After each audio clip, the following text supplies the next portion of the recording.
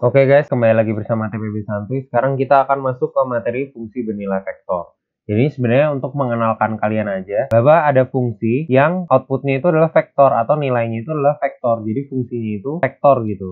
Misalkan variabelnya itu t atau x atau apapun lah gitu. Dan fungsi ini berarti punya komponen-komponen vektornya. Berarti misalkan komponen x, komponen y, dan komponen h gitu. Nah, jadi fungsinya ini adalah vektor, dan di dalamnya sebenarnya ada kayak 3 fungsi berbeda gitu.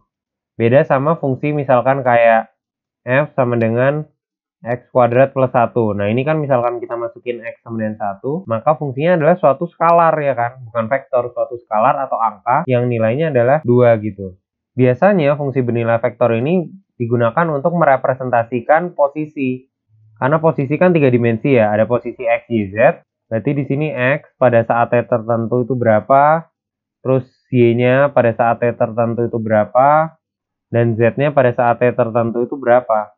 Contohnya itu ada yang kayak gini, misalkan si fungsi posisi dari suatu benda itu adalah a dikali cos omega t i ditambah b dikali sin omega t j ditambah ct pada sumbu z gitu. Nah, menurut kalian nih bentuknya kayak gimana nih? Kita lihat yang 2 dimensi dulu nih. A cos omega t dan B sin omega t.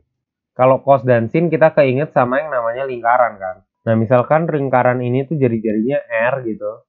Nah, posisi setiap titik X pada kurva lingkaran ini adalah R cos theta dan Y-nya itu adalah R sin theta. Nah, berarti si kurva ini menunjukkan posisi yang akan berubah pada jalur melingkar. Nah, bentuknya lingkaran atau enggak tergantung sama si A dan B ini, karena A dan B ini kayak si jari-jarinya kan.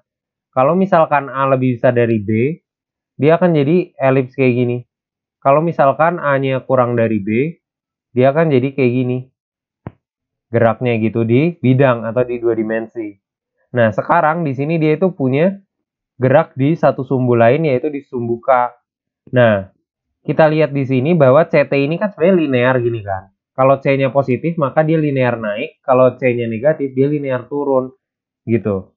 Nah, berarti geraknya itu di 3 dimensi, kita bisa perkirakan misalkan dia melingkar gini ya. Dia itu akan gerak misalkan C-nya positif, berarti dia akan gerak melingkar, tapi posisinya semakin tinggi gitu. Nah, keren kan? Jadi, ternyata kurva ini, ternyata fungsi ini merepresentasikan gelak helix ini. Yang dia naik terus, kayak gitu kalau C-nya positif. Gitu. Nah, segitu doang sih sebenarnya. Cuman mungkin kalian belum biasa aja kalau ada fungsi yang nilainya itu vektor gitu, atau outputnya itu vektor bukan skala. Oke, sekian pembahasan kali ini. Sampai ketemu di video selanjutnya. Thank you udah nonton.